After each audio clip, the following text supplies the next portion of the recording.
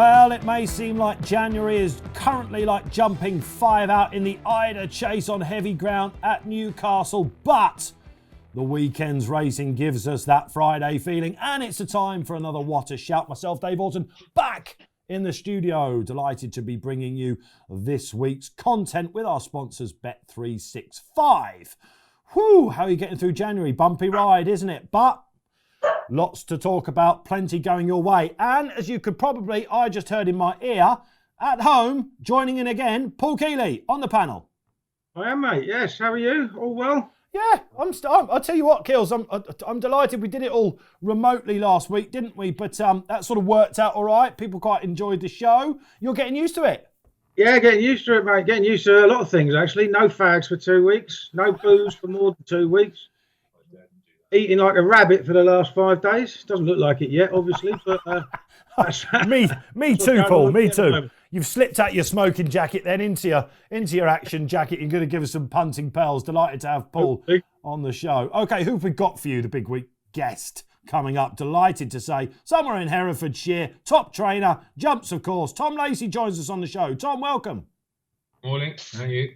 You've got the sponsorship there, Tom, haven't you? Look at that. You look either like you're about to go out on the Peloton or climb the Eiger or something like that.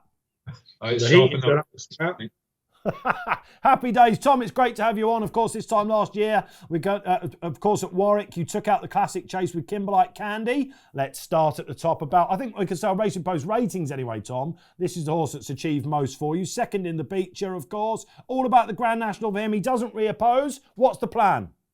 Yeah, very much so. The Grand National's been our primary focus from the moment he walked back into the yard after his summer at Martinstown, and he'll run on the 20th of February at Ascot in the Kelbray listed chase, and then he'll go straight to Aintree, fingers crossed. Okay, so one man that will be delighted to hear that. Sounds like an all right prep, Kills, doesn't it? You're all over him. Yeah, it sounds perfect for me. I can't understand why he isn't favourite. I mean, I think unless Tiger Roll comes back and shows some form before, I think Kimberlite Candy deserves to be fab. He's jumped like a stag round there twice now. He could obviously, he was just having another look at those fences. He finished second. That was a good run anyway, but massive drifter in the betting. So I'm assuming he was not quite fit at that time of year. And yeah, I think he's just got all the attributes about a prospective Grand National winner, and hopefully he'll get a better ride than he got in the virtual national, that's for sure. Great. Yeah. You've still got to be in your bonnet about that. I know you back that, Kills, 100%. I'm so convinced it was a good thing for the real thing that I had in the virtual national, and he wasn't off a yard. I think loads of people did. There wasn't a lot to punt on at the time, was there? So anyway, listen, we're delighted that racing's back on. Tom, of course, you started as a point-to-point rider, didn't you? I think was it 27 I counted, something like that. You had an amateur rider wins.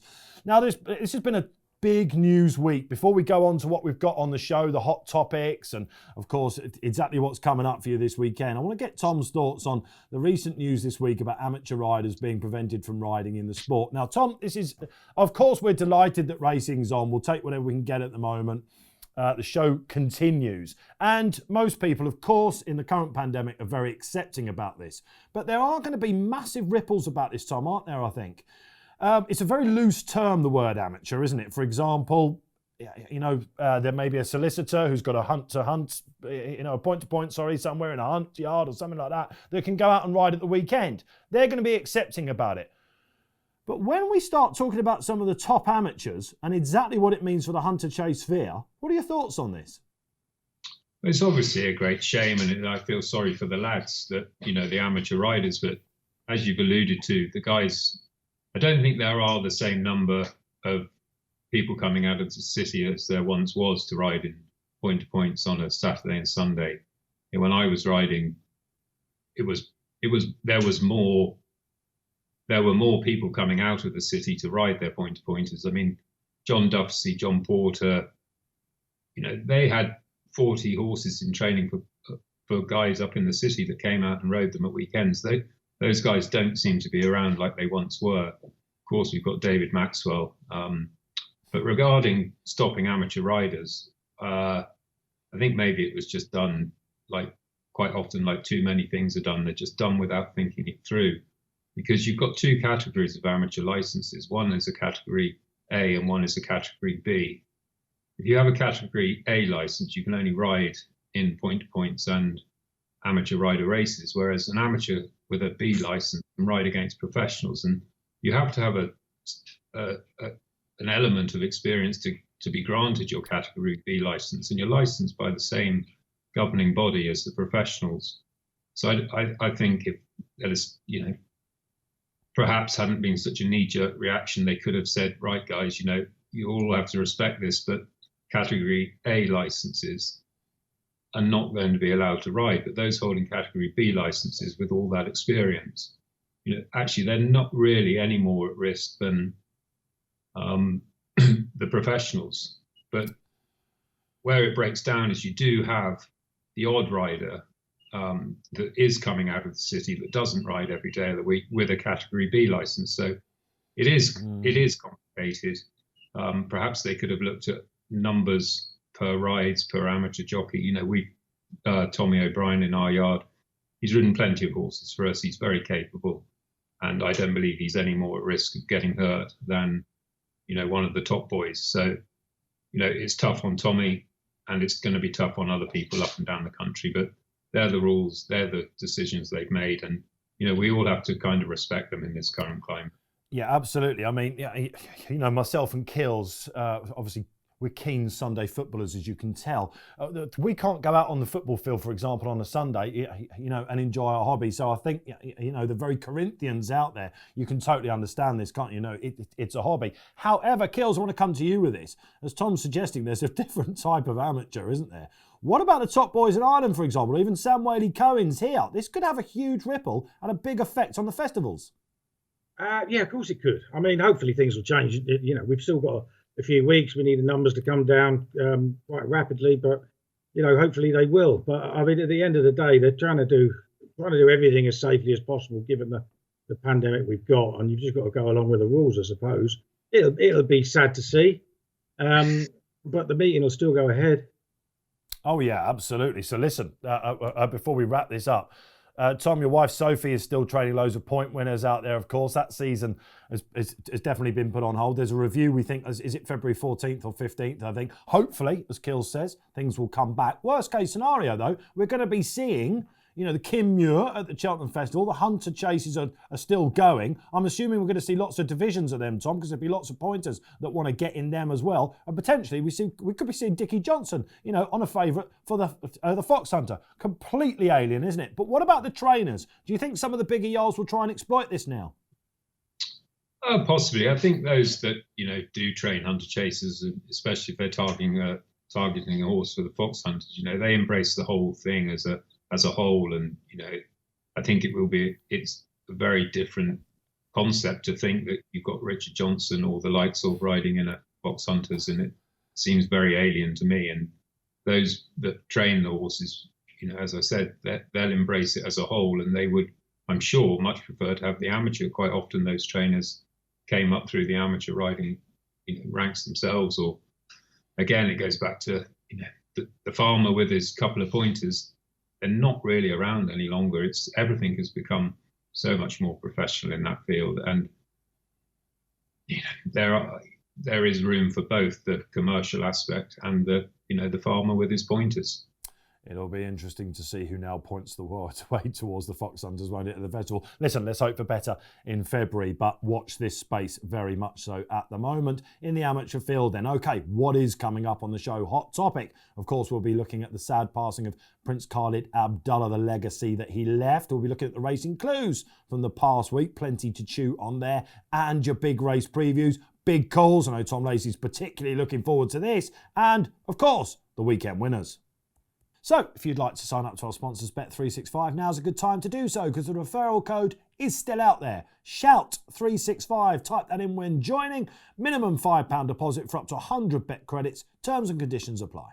Hot topic time then. Thank you for the memories. The tragic passing of Prince Khalid Abdullah this week. A colossus. Possibly the greatest owner-breeder that I'll ever know, that's for certain, since coming into racing. 1979, Prince Khalid had his first Group 1 winner. That went on to be classics. 118, Great One, and Group 1 winners wherever you look. 8 over jumps as well. Kills, let's come to you with this. The memories, fantastic. He had an air of class about him that us mere mortals will always find elusive. Yeah, absolutely. And, he had some of the greatest horses of all time, didn't he? I mean, obviously, Frankel is the one that everybody says was the best horse in the world ever. But before that, it was Dancing Brave. And I'm from the Dancing Brave era. I just turned 18 when he won the Derby. When he was second in the Derby. So he should have won the Derby. One of my favourite memories is actually arguing with my dad over whether he should have won or not. And it got to the King George, and there was a rematch with Shahrastani, and I was being left on my own. Parents were going on holiday, and I had a house to myself. And my dad put 40 quid on the side, and he said, "If Dancing Brave wins, you can have it. If he doesn't, it stays there." And you could get drunk 5 times on 40 quid. Like, it was an amazing amount of money. It was almost a week's wages of what I was earning. Was that a couple of crates of super tenants then, Kills? Was it? That got sold? It was down the pub every night. I tell you, it was brilliant. Yeah, listen, you mentioned Frankel, of course.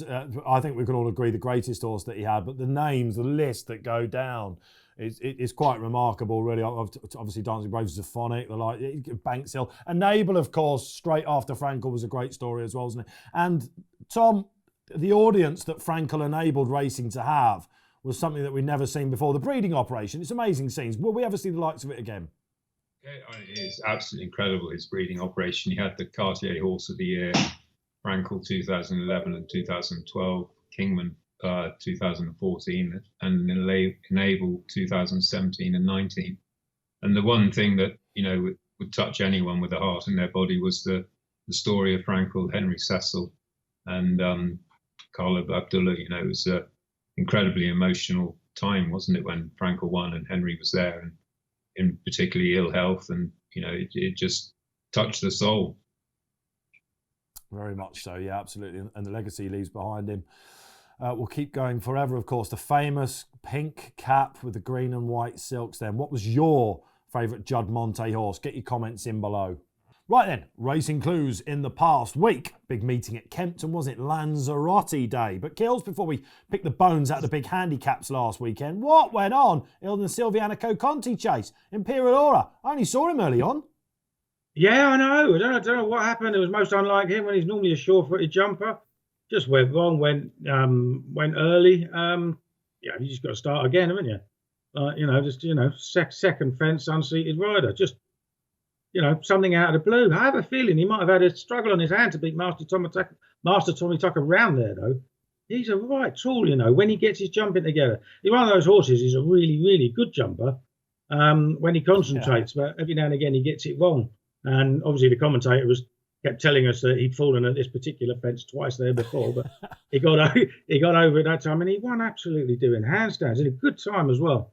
So he's obviously a very, very useful horse. Yeah, everything Paul Nicholls ran last weekend seemed to win, didn't it? Let's go back and have a look at some of the other races on the card then, Kills. What do we make of the Lanzarote, for example? Indeed, actually, let's go to McFabulous first. It looks like he's going to skip the stayers, doesn't it? Yeah, apparently so. I mean, it didn't look like he stayed at Newbury, and he's obviously a very good 2.5 mile horse. So why not send him straight to Aintree, keep him fresh? He's got a bit of a kink in him, Kills, hasn't he? Has he got some sort of something about him? He might have, but he's a traveller, isn't he? So Aintree's going to suit him down to the ground. I mean, he was probably entitled to do what he did. I mean, on the blind side, he's talented, but he does have his limits, doesn't he? Yeah. But I mean, even so, he was quite a comfortable winner of that. We're going to find out about the form of the race because on the blind side due to run this weekend, all being well. Let's go to Chepstow then, have a little chat about that. What did you make of the Grade 1 finale, Keels? It was called Adagio, of course, wasn't it? Who beat Nasser? He's one of those horses. Adagio is one of those horses that I can't take to. I keep opposing him and he keeps winning, and I suppose I should, give up and jump on board. But I still think he's got an awful lot to get on terms with Zanny here in Ireland. I mean, I think that's very much the best horse we've seen so far in the juvenile division. Quite interesting. Alan King said in the weekend of today that Tritonic will be making his debut soon, and he's delighted him in schooling. So that's one to watch out for later on, because that was a very decent flat horse. Obviously second at Royal Ascot. Yeah, it's really starting to warm up this juvenile division now. Let's bring in Tom Lacey. What did you make of the Welsh National winner? Tom, Secret Reprieve, absolutely chucked in, way ahead of the handicapper, wasn't he? This was just a simple operation, but the girth, of course, snapped. Adam Wedge showed his skills there. Is this a true rival to Kimberlite Candy's hopes in the Grand National? Potentially. I mean, the way he travelled throughout the race, the Welsh National was very eye-catching. I mean, you saw him going out up down the back for the last time, and Adam Wedge was just sitting there. You could tell the horse was travelling so well within himself, and he jumped from fence to fence, and he did it in a very impressive fashion, didn't he? So, I can't see why not. I don't know what Ev's plans are. He takes his time with horses, and he might wait a year. I don't know.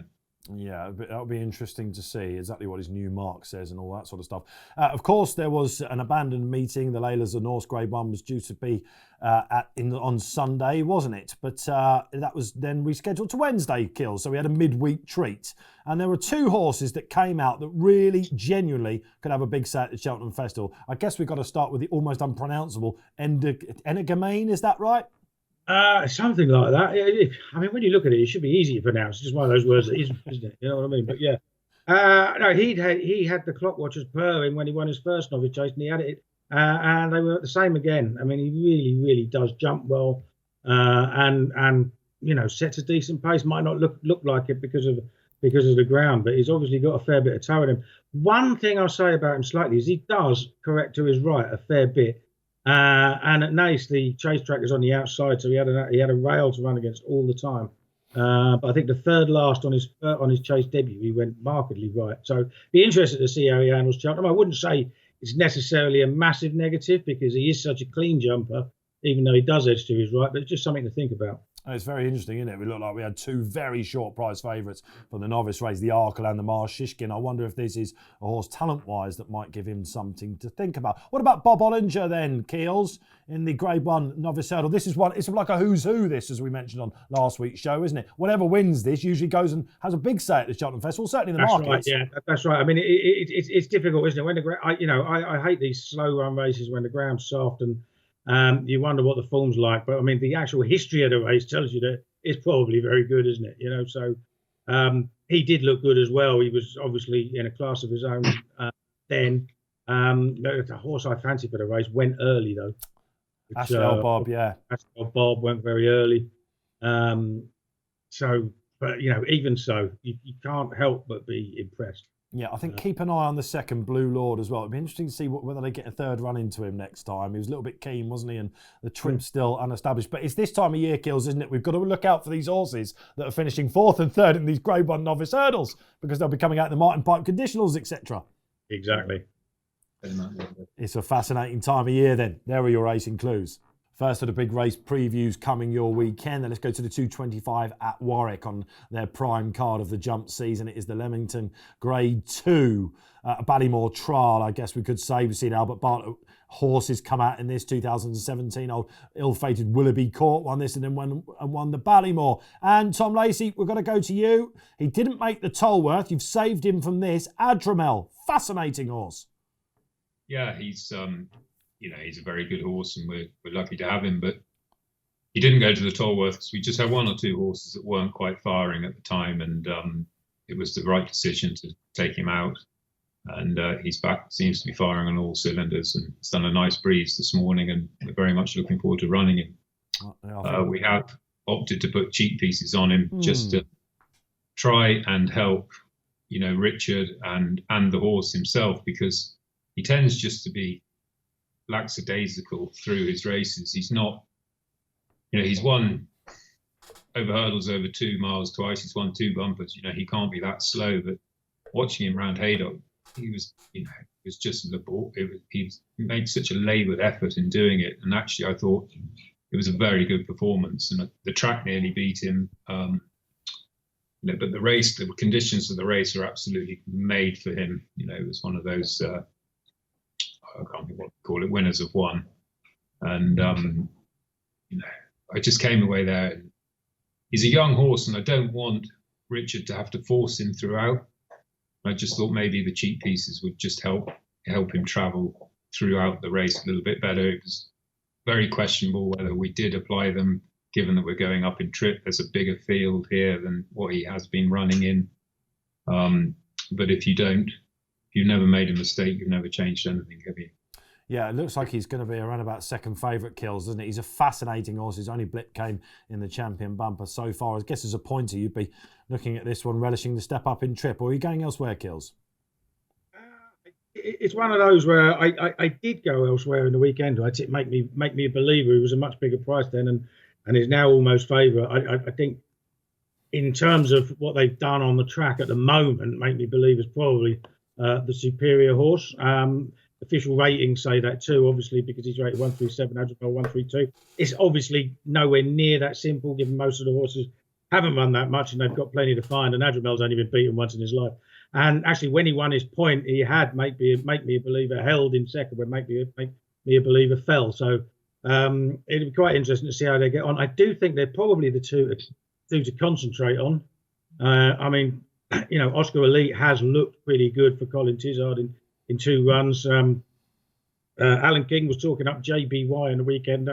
He just said he wants to see whether he's as good as he looked before thinking about Cheltenham, and he's aimed it for this race since he won there last month. And it looks a very, very competitive race, but I think the market is probably focusing on the right horses. There's some really interesting horses in there. I mean, Mint Condition comes on the handicapping route. We should be getting an idea on that. Pure Bliss, the mare. I know that Harry Fry likes her. Optimised Prime as well. I can say that Ben Pauling's horse is quite well fancied for a big race this season as well. I have to say though, Tom, I'm an Adramel fan, just to give you that one. I think the distance has got to be in his favour, isn't it? Absolutely. It's testament to the horse's ability that he's been winning over 2. I think he'll be a different horse tomorrow, stepping up in trip. He should travel throughout the race in a much more professional manner. He'll have a little bit more time to jump his hurdles, and he'll love the ground. I mean, don't forget they're due 10 mil of rain there tomorrow morning, and that ground is currently soft with heavy in places. It's going to be heavy all over tomorrow, and it's going to be a real test of stamina. And Adramel's proved that he relishes those conditions. When he won his bumper at Uttoxeter, it was bottomless. Yeah, of course, he came out and slammed her that day. 280 grand he cost then. This is getting exciting, isn't it? Let's see what Pat Cooney, he's been waiting in the wings, fancies in the race. Well, this is a real hot race, isn't it? I mean, you can make a plausible case out for about 4 or 5 of them in this one. I'm going to go with Adramel, though. I think he's a horse of immense promise. And you look at his form. He's had, 5 races. He's won a point-to-point. That was over 3 miles, so the trip isn't going to be a problem for him. He won 2 bumpers and 2 hurdles. In fact, his only defeat was when he ran in the Cheltenham bumper last year behind the mighty Fernie Hollow. So you can excuse him for that. And you look at his 2 runs and 2 wins over hurdles, and they've been okay. They've been workmanlike. But he looks a horse who's going to thoroughly appreciate a step up in trip. He's going from 2 miles to 2 miles 5 today, and that's going to just suit him really down to the ground. He's got Richard Johnson aboard. Slight caveat, of course, he does have to carry the £3 penalty, the only horse in the race with a penalty. But he's got cheek pieces on for the first time, and that's going to help him as well because he has idled a bit in front. So he's already looks good, and I think he's the potential to look better, A, with the cheek pieces on first time, and the step up in trip. He won a point-to-point over 3 miles. He's going to be fine over this trip. But it's a deep old race, and I think on balance I'd have to go for Adramel. Shame about the £3 penalty, but he ticks an awful lot of other boxes, that's for sure. Right then, that's 3 ticks for Adramel. Whoa, this is going to be a belter. 225 at Warwick. Welcome Market Raising onto the show then. It's 240 there. A really competitive and classy conditions race. Keels, we've got one of your favourite horses here. Top of the market, Little Rockefeller. Yeah, Little Rockefeller. He's a game old horse, isn't he? He always runs his heart out. He was an amazing price, Andy Post for a race at Glorious Goodwood a couple of seasons ago, and everybody jumped on him as soon as they knew Sylvester de Souza was booked. And he came back at Newbury in November and ran really well to be second there to a very well handicapped horse in Hill 16. My worry with him is that although he does handle soft ground, he's never actually run really well on really soft ground at 3 mile. In fact, he's mostly been well below form. So that would be an issue for me there. On the blind side, that's £4 penalty. He ran pretty well against McFabulous last week, but like I said, it was only last week, so he's got to come out and do it again. probably didn't have that hard a race. I would favour him of those two, to be honest. Mohay had got a little bit of ground to make up on the blind side, having been just behind him at Cheltenham, but is worse off at the weights. So I think the most likely winner was on the blind side. I'd expect him to go off Fab. Yeah, that's interesting. Of course, the extra distance. He kept McFabulous honest, didn't he, to that final hurdle last week? He did, yeah. I don't think McFadden was particularly hard pressed to beat him. I mean, on the blind side, he is what he is. He's a low 150s hurdler, but he's very consistent. He does like a right-handed track, I think, better than left-handed, even though he's run really well over hurdles at Cheltenham. So I think he's got the most going for him. Yeah, Keeper Hill was of some interest to me here. This is much easier than what he's been. I say it's easier. He's been really tilting at the stars, that chap, and he is a course winner. Tricky Track Market Raisin. Tom, have you looked at this? I have briefly. Yeah, I mean, Lily Rockefeller, it's his race to lose. I thought Market Raisin will suit him. It suits prominent runners. But I thought his run. I agree with Gilles there. I mean, he bumped into a well-handicapped horse in Hill 16. But I just wonder if he'll back up. That'd be my biggest concern with him. Will he bounce back? I know the Newbury run was very good, but he's not necessarily a horse I'd be that keen on relying on. That's interesting, isn't it? Trappy race then. Can Pat Cooney give us a bit of help? Well, this is a very confusing race, isn't it? I think at first glance I wasn't 100% sure whether it was a hurdle race or over fences. It's a real conundrum of a race. And I think what's interesting, on the blind side runs for Nicky Henderson. He only ran 7 days ago when chasing home McFabulous. It's not often Nicky Henderson turns him around a week later, is it? So that he's of interest, but I think he's scuppered by the £4 penalty due to the race conditions. So he wouldn't thrill me. Probably my most likely idea of the winner, but I wouldn't want to be giving £4 away to a solid horse like Lil Rockefeller with Bryony Frost aboard. You know where you're going to find him. He's going to be bowling along and jumping well for Bryony in front. But again, he's going to be heading at the market, and I'm going to go outside the front two really and go for the value here. And I think Keeper Hill of Warren Greatrex and AP Heskin aboard might offer a degree of value in the race. He's been chasing recently. He's a decent chaser, but he's also a decent hurdler, and I just think going back to hurdles might galvanise him a bit. He hasn't jumped particularly well over fences in recent starts. So I'm just going to go for the combination of bit of value, a talented horse, not really worked out thus far over fences this season, albeit in good company. It's slightly easier for him. Horse, and I think he might just enjoy how the race unfolds here. So bit of value, Keeper Hill for me at a decent price, hopefully. Right then, that's the 240 at Market Raisin. Little Rockefeller, will he see it out? Time for this weekend's big calls. Let's give the floor to Tom Lacey. I know he's been looking forward to this. It's just the inspections, race meetings being lost half an hour within under half an hour before the first race. It's just not acceptable, and I think it's very much, it's unnecessary. I can walk down to our grass schooling strip at 9, 10 and 11 o'clock in the morning and tell you whether I can race. But I could walk down there at 9 o'clock and tell you whether I could school at 12 o'clock, put it that way. It's not rocket science. And I just wonder where the pressure's coming from these clerks of courses. Are they waiting for the BHA stewards to arrive to give their opinion? At what time of day are they arriving on course? They need to get there earlier. You can't have 80, 90 horses travelling the length and breadth of the country to have a meeting called off 20 minutes before the first race. It's not acceptable. It's grossly unfair on the owners. It's disrespectful, and they really, really need to sharpen that up and cut it out of the industry immediately, because it's just not good enough. And it's unexcusable, and I just don't understand why they can't make a decision earlier. Yeah, the Foss Lass the other day was remarkable, wasn't it? Never mind the weekend before that. Sandy Thompson, leading racehorse trainer, saying a long way to go for a McDonald's, of course, from his Durham base. Keels, you're bound to have a word about this. I can understand exactly everything Tom said. When you look at it like that, it's very hard to disagree.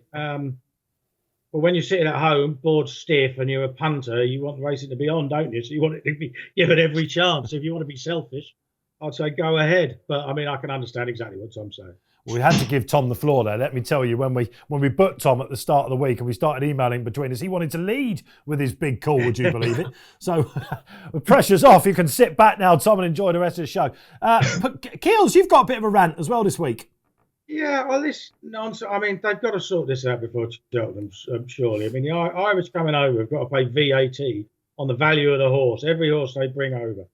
Obviously, Willie Mullins is starting with Grangerie tomorrow.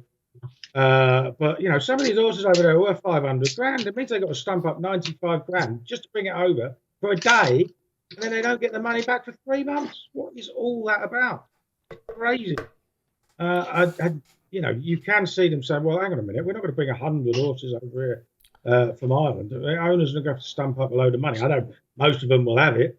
But, I mean, even so, it's just ridiculous. Yeah, Willie Mullins, of course, due to have Granchi in the Mayor's Bumper at Market Raisin on Saturday, a race he won last year, of course, and with Panic Attack. She's almost a bit like sort of Neil Armstrong Kills, isn't she? Sort of pioneering the way for everything else. The travel ban has been lifted, but some more problems lurk. Yeah, exactly. Yeah, I just don't understand all this money. But they're just coming over for a visit and going home again. What's all that about? How does anyone come up with that rule? It is ridiculously complicated. Richie Forrestal did a great piece, the Irish editor, in the paper this week. Check it out for all the full details on that.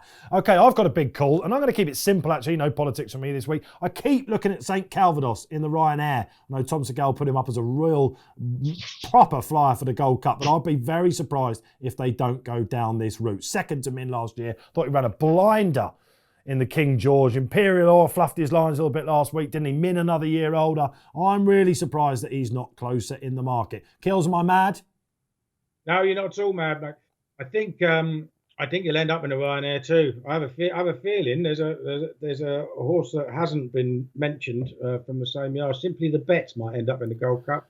Forgotten horse. He might well stay the trip. Now that is interesting, isn't it? Absolutely fascinating. All right, 3 big calls so far. Complete the quintet. Pat Cooney. Well, my big call really is the fact that here we have a Saturday, and it may well end up different, but we've got a Saturday Cheltenham Festival free zone, really, haven't we? I do know there's a couple of progressive novices at Warwick and so forth, but by and large, there are no real festival implications to a day's racing today. And we can just focus on the task at hand, trying to find a few winners on the day. Okay, it's back to normal on Sunday. Envoy Allen is back in business at Punchestown, and then the merry-go-round all starts again. But for me, I'm personally just looking forward to a good day's racing where you can just judge horses for what they are and just judge them in the races they're running in with no real long-term implications. Doesn't happen too often in the National Hunt season, but I'm looking forward to that tomorrow. Well, there, Pat Cooney. Refreshing, apparently. Not looking at the Cheltenham Festival for once. Although there's a potential qualifier, Kills, isn't there? There is, yeah. Last year's winner ran at Warwick on this day last year. So get your eyes glued to it. Cheltenham, here we come. Pat's no, he's back really, isn't he? Pat's had an absolute shocker there. Next destination, of course, running in the Grade 2. Novice Chase, he might go off favourite for the National Hunt Chase. Pat, what are you on about, man?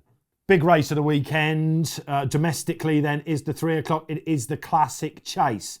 3 mile 5.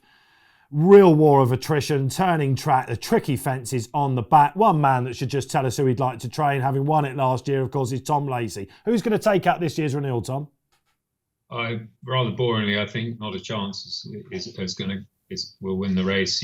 I think he's going to be run at a fierce gallop. He jumped and travelled really nicely at Bangor the last time, and he only got a £7 rise, which I thought was quite kind. He can sit in there and travel away, and I think it's going to be a race that will be run to suit the closers, and I think he could be it. He's a very interesting horse. I have to say, Kills, that he interests me as well. I was with him quite a few times last year. I've always seen him as an out-and-out dour staying chaser. If you look at his pedigree, there's Smarty in there, also placed in Grand Nationals and things like that many moons ago. It's all stamina, isn't it? They've taken the cheap pieces off this year. Everything looks right. Maybe apart from the price now, though. Yeah. I mean, he's been at the head of the market since the price is open, really. But you can understand why Alan King's fairly bullish about him in the weekend as well in his column. There was, however, almost a year ago to the day, a horse who absolutely toyed with him and is £5 better off back on heavy ground, and that is Django. Yeah. And I made him quite interesting. There was a bit of money for him last time at Newbury, him having showed not too much in his first few starts.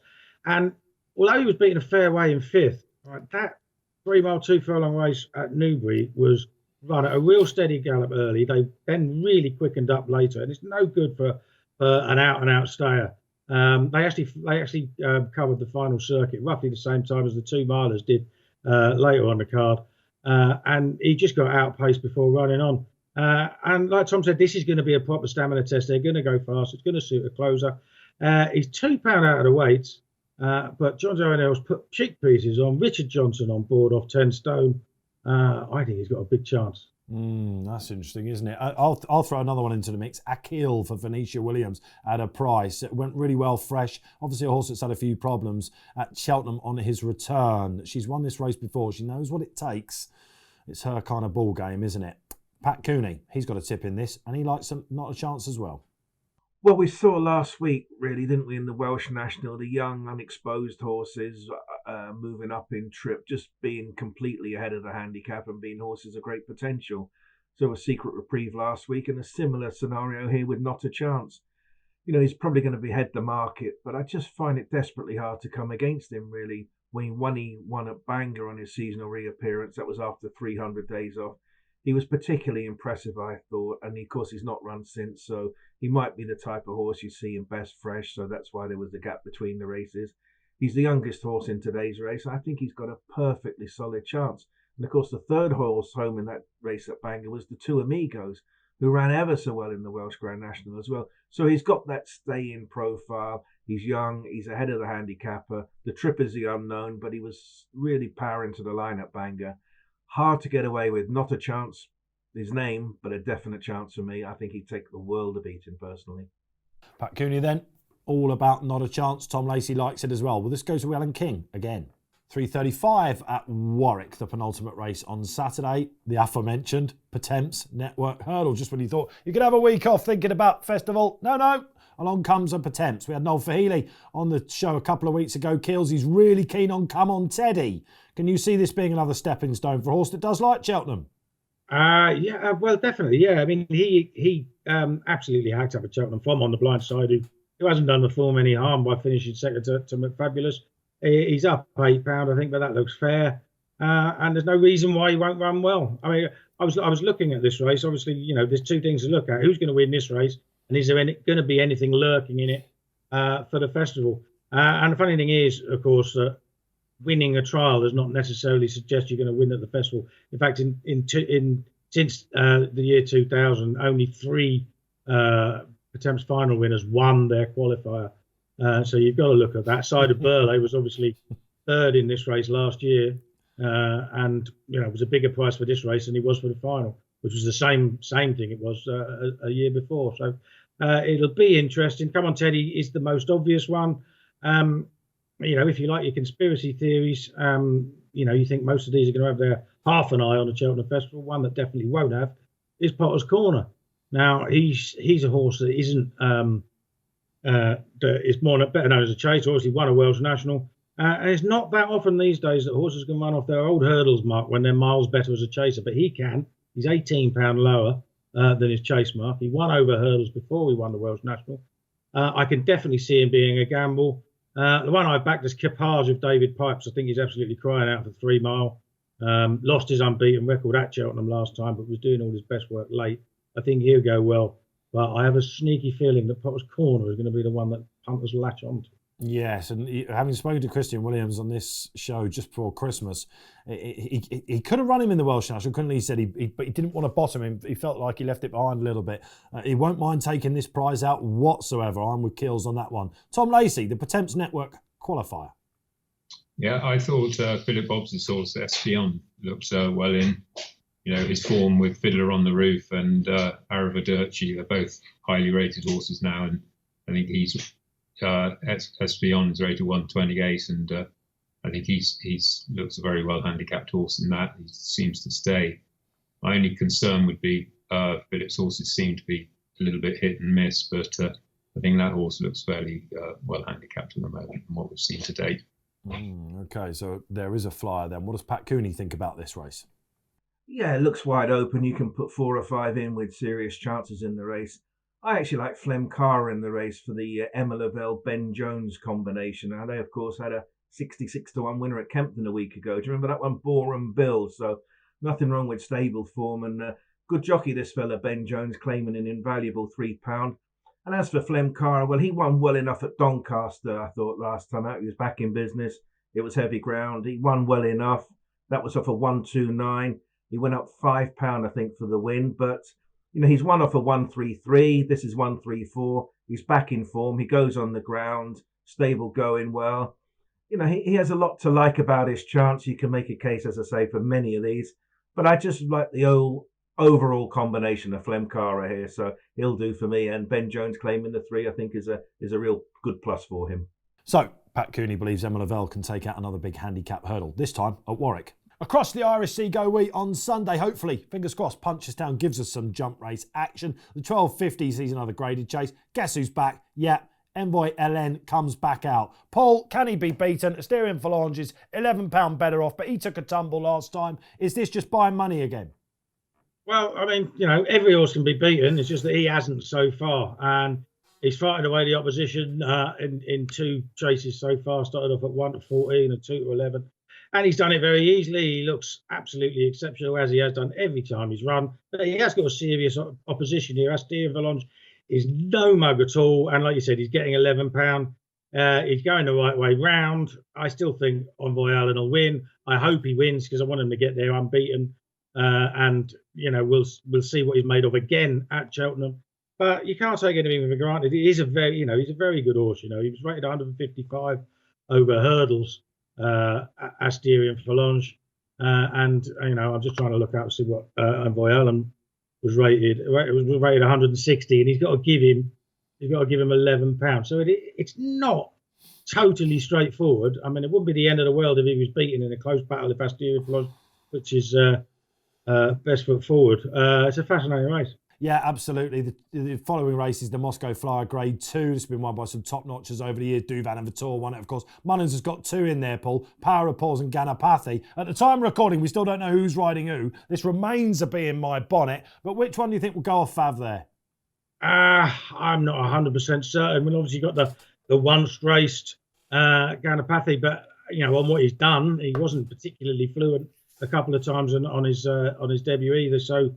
And I'm not entirely convinced that the other one, Power of Paws, is a superstar either. I mean, for me, I'd be looking at something else. And if he was trained in a bigger yard, Master Mache has won 221 handicaps very, very easily. He's won 221 races very easily. The first was a maiden, the second was a handicap. He was given a mark of 132, and he pretty much won as he liked. He's definitely graded class. I'd take a chance on him. Has there been a more interesting story than Drill Deal last year over hurdles as well? He comes back out for Ronan McAnally. Interesting then. Could we see some markets shaken up? But let's hope for a Sunday treat with Envoy LN coming back out.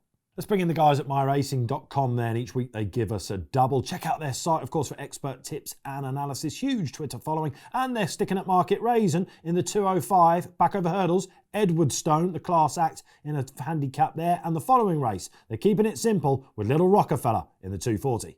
Okay, time you've all been waiting for. It is the weekend winners. A pretty good weekend last weekend. Let's go to Tom Lacey. Have you got anything for us, Tom? There's a mare called Lagonda running at Exeter on Tuesday. She shaped up really well behind a horse at Carlisle last time.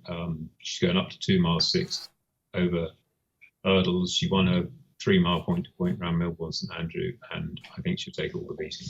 Happy days, giving the show some longevity there, Tom. Kills, you've got one on Saturday for us though.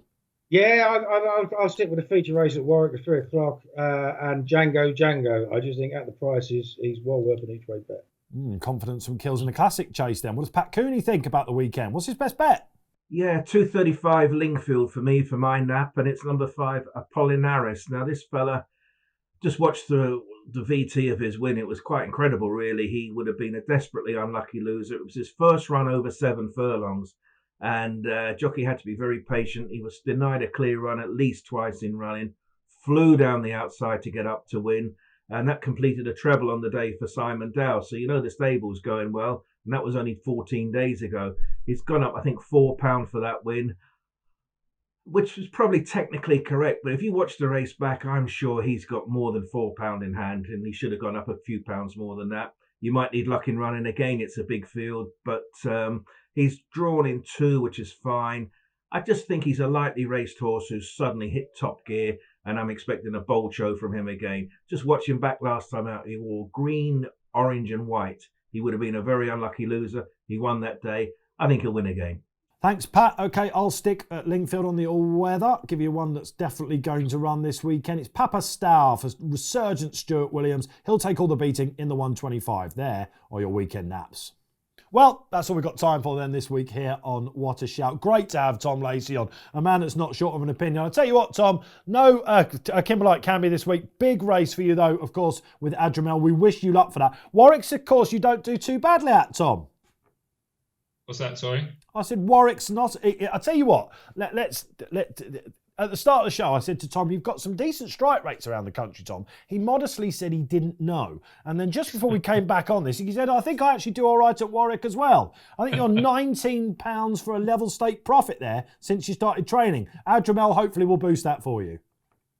I hope so, yeah. No, he's in good shape and we're looking forward to running him. Can you let us know when you got a runner at Chepstow as well, Tom, please? I think you're something like a phenomenal record there, 25% strike rate for a £50 level stake. Anything lined up for Chepstow in the coming weeks? There's not at the moment, to be honest, no. I think, the ground's gone for a lot of these horses. We've just put 4 entries in at Newcastle now for Wednesday for the all-weather bumper card. I don't want to bottom these horses that we're looking to run in nice races in the spring on this deep winter ground. So we'll probably be quiet away until we see some better ground. I tell you what, that perked me up. These stats that we get given for our guests each week on Raceform Interactive. You're 2 from 2 in polytrack bumpers at Lingfield. What's the buzzer at Newcastle on Wednesday?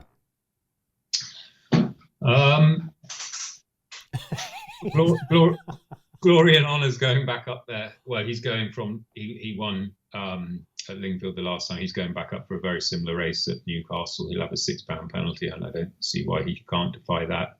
Lossiemouth, he sort of, his best runs are in bumpers.